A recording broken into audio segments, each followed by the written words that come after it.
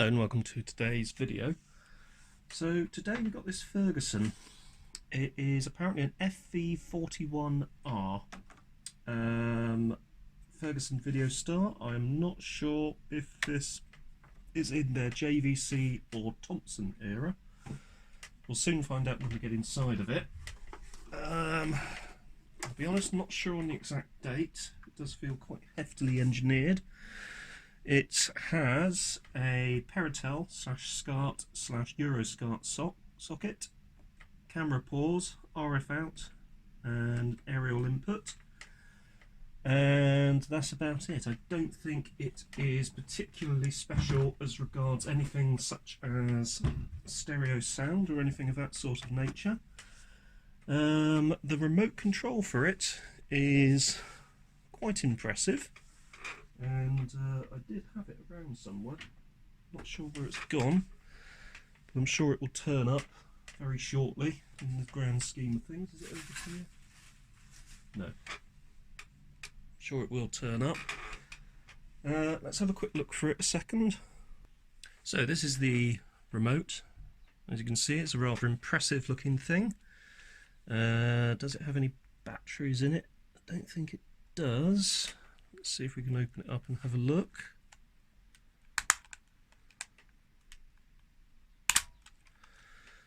No batteries, bit of corrosion, but it looks like it takes about 5 million AAAs.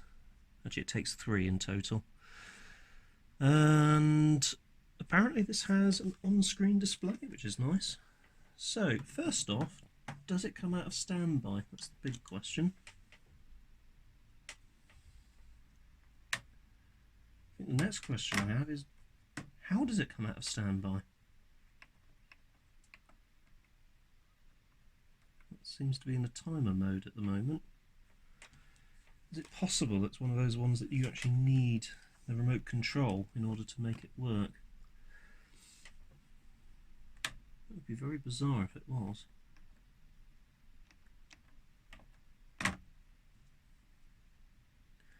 Right. Let's go and fetch cassette. Do I have one in here? No. Let's go and fetch cassette and see what's up with it. As well as getting some batteries for that remote. Right, let's pop some batteries into it with these nice batteries here. Will they come neatly? Or... oh, that was lucky. I didn't actually stage that at all. That was actually 3 that just popped out immediately. That's good. Let's see if this will work. That's not actually battery corrosion. That's a what looks like a date sticker. Problem is it's got 06 something, but I can't see the actual date. Bit of corrosion on the terminal there.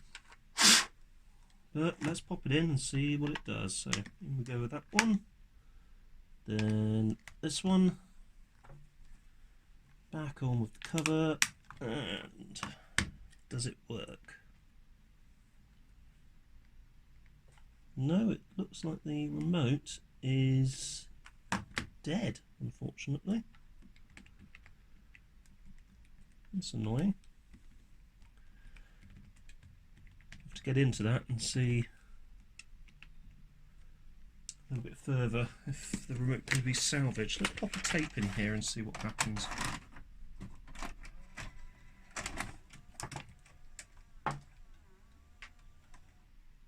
So it's accepted a tape.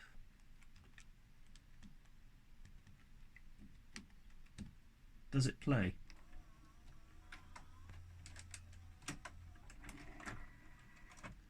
No is the answer to that. Let's pop the tape in again. Has it eaten the tape? No, it's not eaten the tape. In you go.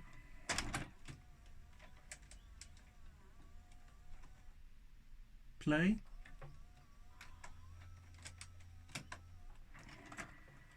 Goodbye cassette. Okay, let's pop it in.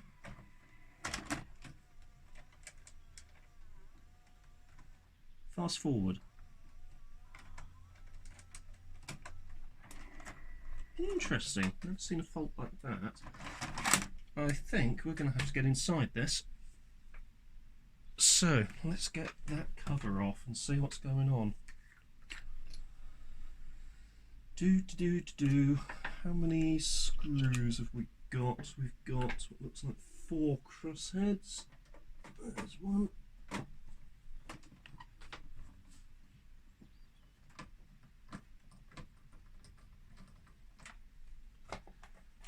There's another over here.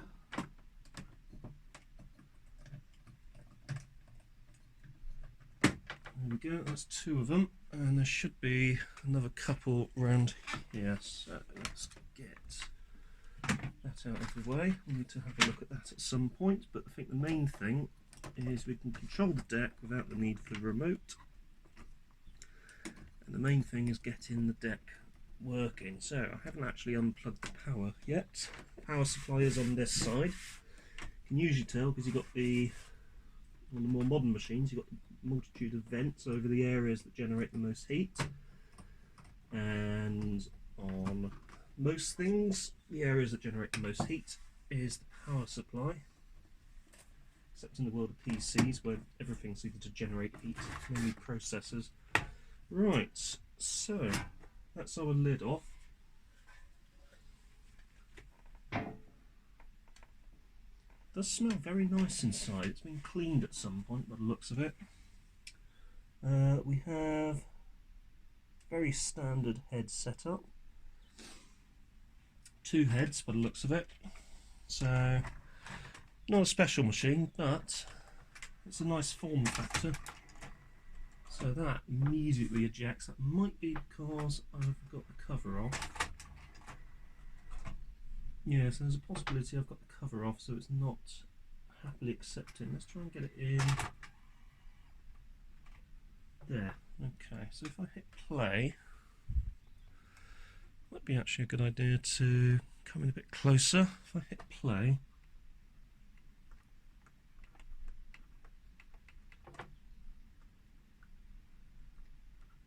yeah, it's not even lacing now, and nothing deck function wise. Unplug, plug back in. Okay, that's accepted the tape. Play. Play just immediately ejects it. Bit of a mystery. So, next episode we are going to get the bottom off and have a look, see if there's any sort of broken belts or anything of that nature. Who knows, I don't know if this one will be salvageable or not, but it will be interesting to see what's going on and why it doesn't seem to be accepting the cassette. Anyway, if you found this video interesting, don't forget to hit the like button, don't forget to subscribe, hit the notification bell and everything else, and I will see you next time.